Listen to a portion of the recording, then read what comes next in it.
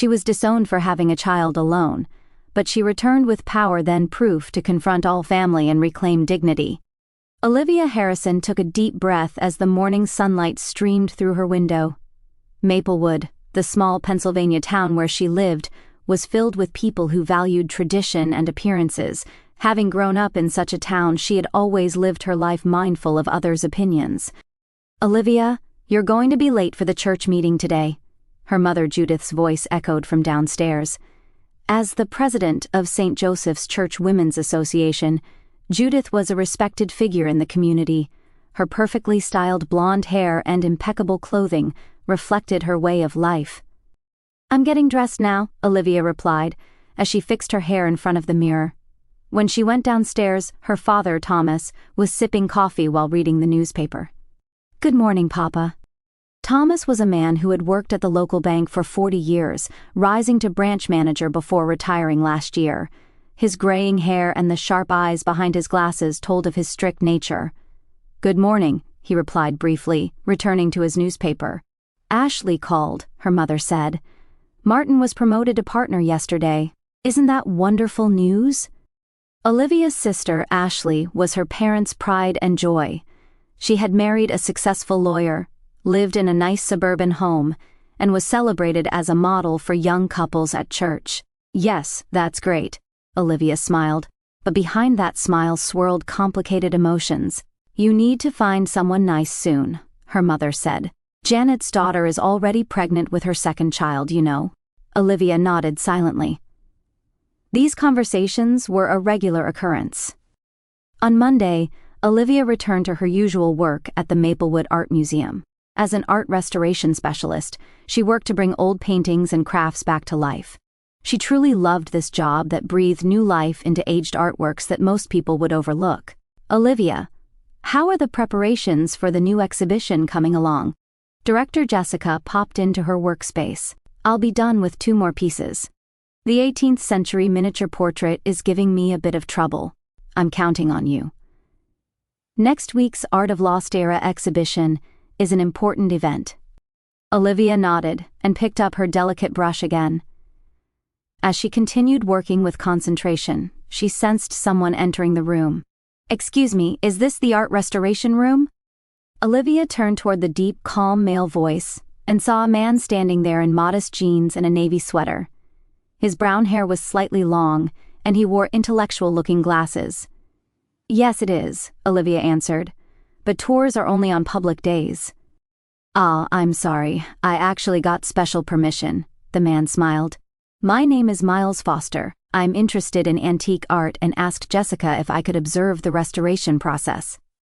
Olivia was a bit perplexed, but nodded when she saw the sincerity in his eyes. "All right. I'm currently restoring an 18th century miniature portrait. Rococo style, isn't it?" Miles approached her workbench and quietly remarked, "Known for its delicate brushwork." Olivia was surprised. "You know art history?" "Just as a hobby," he smiled modestly. "I'm particularly interested in portraits from the 17th to 19th centuries." The two then talked extensively about art history and restoration techniques. As she showed him her work, Miles's clothes were modest, but his words revealed deep cultural knowledge. "Would you like to come to the exhibition opening?" Olivia asked boldly as they were parting. "I'd love to hear your professional opinion." Miles smiled gently. "I'd be delighted." On the night of the exhibition opening, Miles appeared as promised. He enthusiastically praised Olivia's work, and after leaving the museum, they continued talking at a nearby cafe. Miles said he was from Boston and currently worked in historical research. Olivia gradually found herself drawn to his sincerity and kindness. Over the next few weeks, they began to see each other frequently. Time with Miles helped Olivia forget the pressure from her family. He always listened to her earnestly and never judged her. "Your work is wonderful, Olivia," he said one evening, "breathing new life into lost things. It's like magic." She smiled. "You really listen to me. My family—" She trailed off. "What about your family?" Miles gently asked. "My family doesn't understand my work, especially my mother, who only thinks it's time for me to get married and have a family." Miles took her hand. "You have a remarkable talent. You should cherish it. However, as their relationship was deepening, Olivia received a sudden call from Miles. Olivia, I have to leave town for a while. His voice was heavy. Family matters. I'm sorry it's so sudden. For how long? Olivia felt anxious. I don't know. I'll come back as soon as I can, I promise. After that, contact with Miles ceased. His cell phone was no longer in use, and when she visited the address he had given her, someone else was living there. Olivia was confused and hurt. The man she had believed in had vanished like an illusion. A few weeks later, Olivia discovered she was pregnant. Looking at the trembling pregnancy test in her palm, she cried. Despite searching for Miles repeatedly, she couldn't find any trace of him. After much anguish, Olivia made a decision. She would have and raise the child on her own. With this resolve in her heart, she headed to her parents' home to tell them the truth. Pregnant? The color drained from her mother Judith's face. Thomas, did you hear what your daughter just said? Her father Thomas's face reddened with anger. Who is the father? A man named Miles, Olivia answered with a trembling voice. But I've lost contact with him. I can't believe it, her mother gasped. You've been abandoned. No, Olivia desperately denied. He was a sincere person. I think something happened to him. Something happened? Her father laughed through his nose. I've heard enough excuses from men. That night's family meeting was a nightmare for Olivia. You can't raise a child alone, her mother said coldly. Either abort it or give it up for adoption, her father declared. Olivia answered with a trembling voice. I'm going to have this baby. I'll raise it even if I'm alone. Her father's eyes burned with anger. Then go your own way, but be prepared to become the family's disgrace. Thus, Olivia's battle began. On a Sunday afternoon, with winter sunshine streaming through the window, Olivia sat on the sofa in her parents' living room, holding her 2-week-old son, Noah, in her arms. A cold atmosphere pervaded the room, and it wasn't because the fireplace wasn't burning properly. I thought you would reconsider, Judith said, straightening her back and crossing her thin arms in front of her chest. Her eyes were looking out the window, not at the tiny baby sleeping in Olivia's arms, as if refusing to even acknowledge her first grandchild. Reconsider what? Olivia answered quietly but firmly. Noah is my child. I don't regret my choice to have him. A child without marriage? Judith swallowed her words and shook her head. What am I supposed to tell everyone at church? What about our family's reputation? From the corner of the living room, Thomas sighed. He pretended to read the newspaper, but his rigid expression betrayed his anger. Isn't there something more important than reputation? Olivia said. The baby moved slightly and she gently stroked his tiny head. Noah is innocent. He's done nothing wrong. Look at your sister. Judith's words cut sharply into Olivia's heart. Ashley has a wonderful husband and a perfect home. She's living the life we expected. Why did you... having a child without marriage? You've disgraced our family. Thomas suddenly put aside his newspaper and declared. His voice was low and heavy, but it seemed to echo throughout the room. We've lived as a respected family in this town for decades. The Harrison name has been a symbol of trust and dignity, and now, because of you... The front door opened, and someone came in with a cold breeze. It was Ashley. Her perfectly styled blonde hair, elegant coat, and the way she held her husband Martin's arm made her look like she had stepped out of a magazine cover. Sorry I'm late, Ashley said with a smile, but that smile vanished when it turned to Olivia. Oh, you brought the baby. Martin sat on the sofa somewhat uncomfortably and spoke little. He seemed to be trying not to get involved in this family issue. Yes, of course, Olivia replied. Noah is still small, so I can't leave him. Ashley laughed through her nose. You couldn't get married, but you think you can raise a child? Those words struck Olivia's heart. Tears welled in her eyes at the merciless words from her once close sister. But Olivia looked down, trying not to show her tears. That's enough, Ashley, Judith said, but it wasn't to protect her daughter. She just wanted to avoid the argument from escalating. Why did you call me here? Olivia quietly asked. Just to criticize me? Silence filled the room. Thomas stood by the window staring at the scenery outside. Judith clutched her coffee cup, and Ashley sat next to Martin, elegantly crossing her legs. "We've made a decision," Thomas finally said. "You have no place in this house. You brought this on yourself," Thomas said without turning around. "There is no place for someone who has shamed the family." Olivia looked at her mother for help, but Judith remained silent, merely following her husband's decision. "We want you to leave now," Thomas continued. "Just take what you need." In Olivia's arms, Noah began to make small noises. She gently rocked her son with trembling hands and stood up. Fighting back tears, she headed to her room on the second floor. 30 minutes later, Olivia came down the stairs with a bag packed with minimal belongings and baby supplies. Noah was held against her chest, moving his tiny hands. No one was in the living room. Everyone had avoided the scene of their farewell. As she put on her shoes at the entrance, she didn't look back. She pushed all 32 years of memories in this house deep into her heart and opened the door. It had begun to snow outside. The cold wind struck Olivia's cheeks, but she tucked Noah into her coat to protect him. "It's okay, Noah," she whispered quietly. "We have our own path."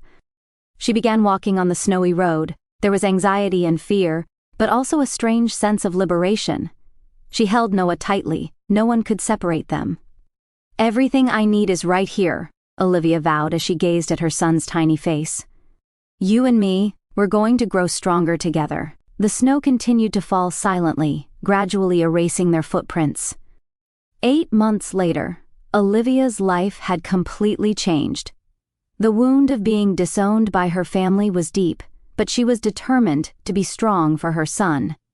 With the help of Jessica, the museum director, she was able to continue her art restoration work from home. She had converted a corner of her small apartment's living room into a workspace and worked with concentration during Noah's nap times. Upon arriving at the museum, the receptionist, Sarah, waved. "Jessica's been looking for you. She has something important to discuss." "Thanks," Olivia replied while pushing the stroller. The museum staff always cheerfully greeted Noah whenever they saw him. When she lost her family, the museum staff had become her new family. When she knocked on Jessica's office door, she heard a come in from inside. Ah, perfect timing. And with cute Noah too. Jessica stood up to greet her. She gently stroked Noah's cheek and motioned for Olivia to sit down. "I have wonderful news," Jessica said excitedly. "Foster International has requested a very important restoration." "Foster International?" Olivia tilted her head.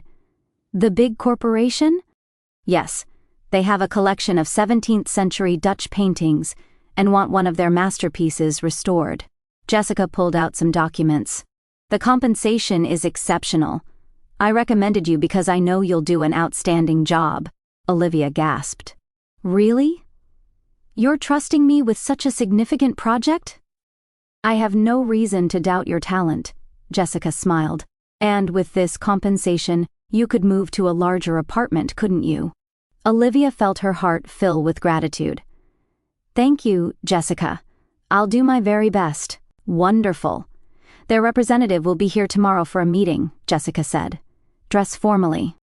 That night, after putting Noah to bed, Olivia pulled out a dress from the back of her closet that she hadn't worn in a long time. It was one of the few good clothes she had brought when she left home. As she ironed it, she felt nervous yet excited. The next day, Olivia headed to the museum's conference room. Linda, Jessica's secretary, was taking care of Noah. Taking a deep breath, she opened the door. At the far side of the large table in the center of the room, a tall man was standing by the window. The light from the window obscured his face, but there was something familiar about his stance. When the man turned around, Olivia felt as if her feet were nailed to the floor. "Miles?" Her voice was barely a whisper.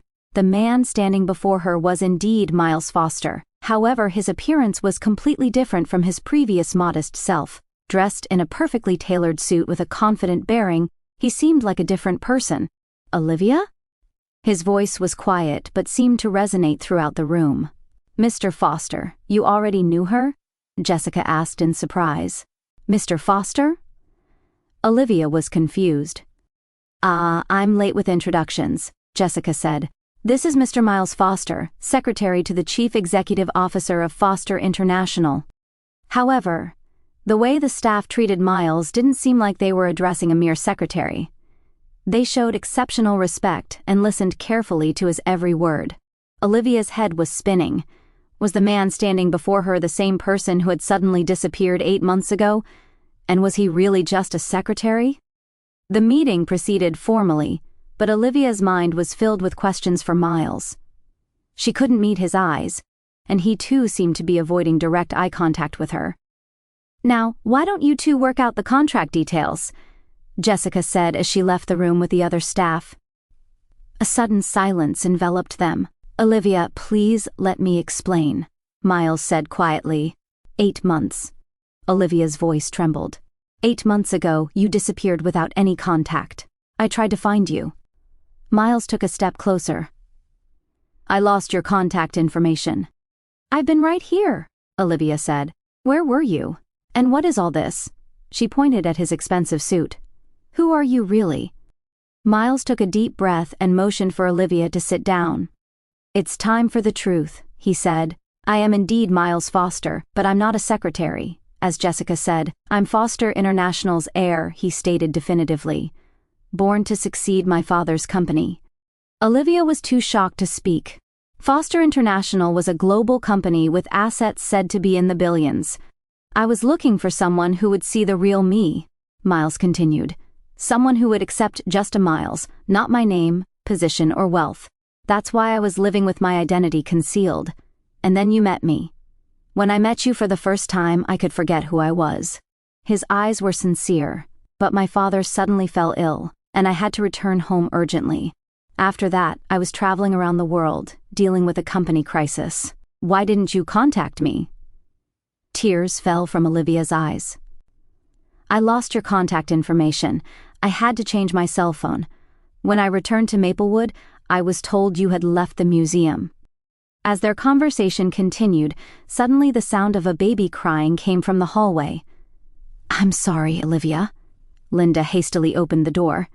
Noah's been looking for his mama. In her arms, Noah was reaching out his tiny hands, seeking Olivia. Miles stood frozen. His eyes moved from Olivia to the baby, and back to Olivia again. A child? His voice trembled. Olivia took Noah from Linda and held him to her chest. My son, Noah. The color drained from Miles's face.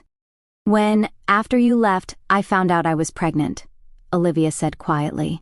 Miles took one step closer, then another. His eyes were fixed on Noah's small face, recognizing his own features in it. My son? Olivia nodded slightly. Yes, your son, Miles. Miles touched Noah's small cheek with a trembling hand. The baby was a bit startled by the touch of a stranger, but soon calmed down and stared back at Miles with large eyes. The moment their eyes met, the atmosphere in the room changed. He is my child, Miles's voice trembled with emotion. Yes, Olivia answered quietly. Tears welled in Miles's eyes. Why didn't you tell me? I tried to, Olivia said sadly, but I couldn't find you. Miles put his hand to his mouth and took a deep breath. Olivia, I'm truly sorry. If I had known... Miles, I don't blame you, Olivia said while holding her son. You didn't know, but Miles looked straight into her eyes. Now I know, and I want to take responsibility. At those words, Olivia was hit with complex emotions. Could she trust Miles? Would he disappear again? However, she felt the same sincerity in the eyes of the man standing before her as she had before. Noah is very healthy, Olivia said, as if changing the subject. The doctor is satisfied with his growth. I want to know everything about him, Miles said earnestly. Everything from the day he was born until now. They moved to the museum's small cafe, and Olivia told Miles about Noah's growth one by one, his first smile, his first rollover, and the babbling he had recently started. Miles listened with a serious expression, not wanting to miss a single word.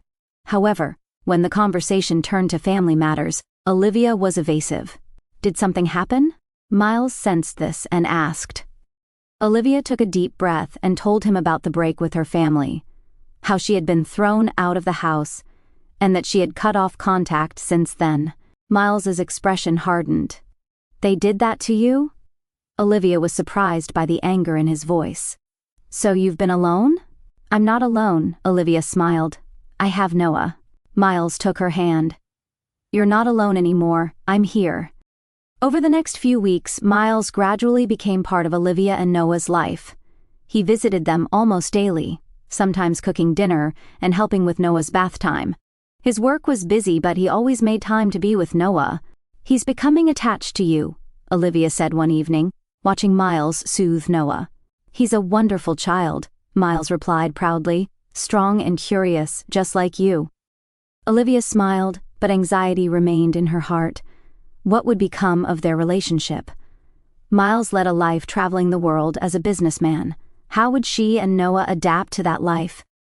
One day, Miles brought a small box to her apartment. "Olivia, there's something I want to tell you."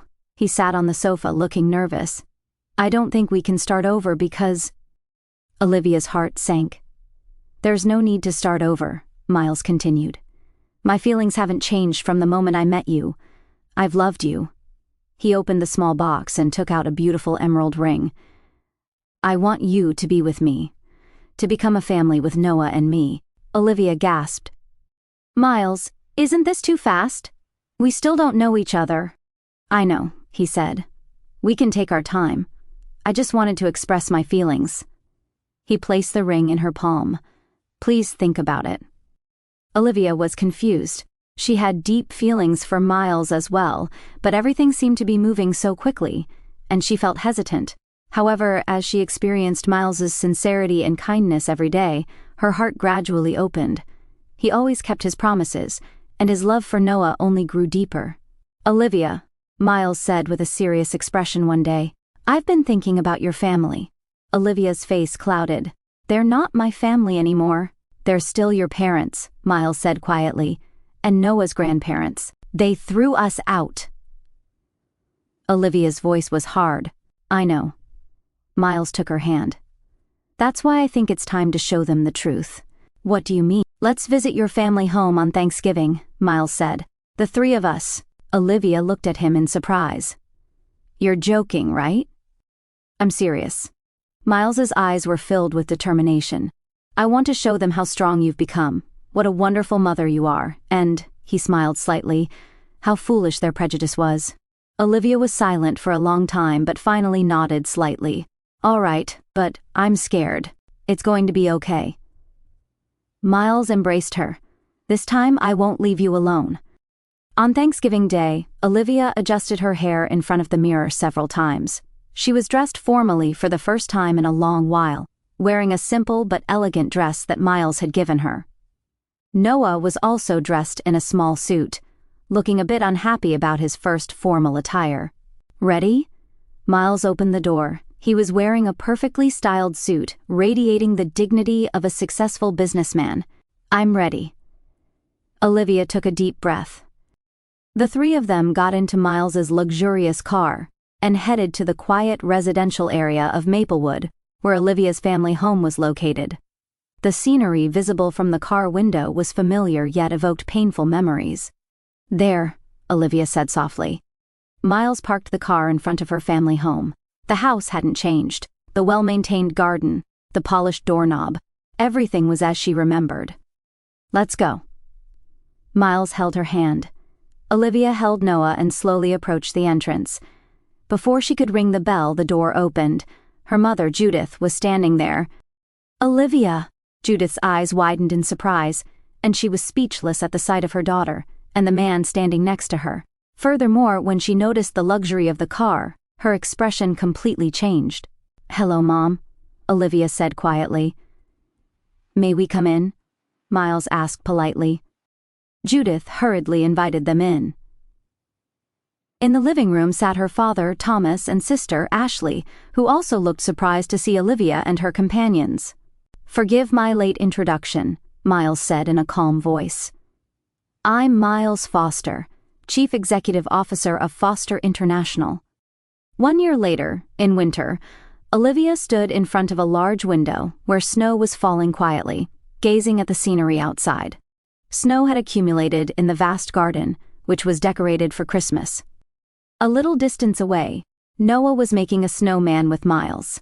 Noah was now 1.5 years of age, he could stand firmly, and had recently begun to speak small words.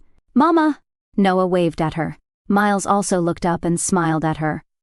Olivia gently placed her hand on her stomach. She was carrying their second child. According to the doctor, it would likely be a girl. "What are you thinking about?" Miles approached from behind and gently placed his hand on her shoulder. "About this past year," Olivia took his hand. "Everything has changed so quickly."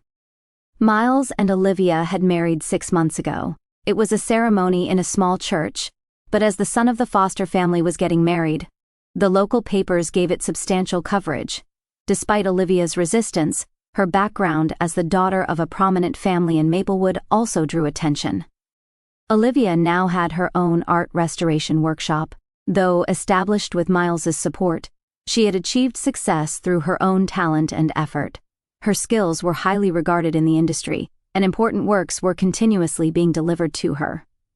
"There's been another contact from your family," Miles said quietly. Olivia's expression clouded slightly. Her relationship with her family home remained complicated. On that Thanksgiving day, when her family learned Miles's true identity, their attitude completely changed, especially her mother, Judith, who suddenly began to show interest in Olivia and the baby. Her father, Thomas, also showed pride in the connection to the foster family. That hurt her.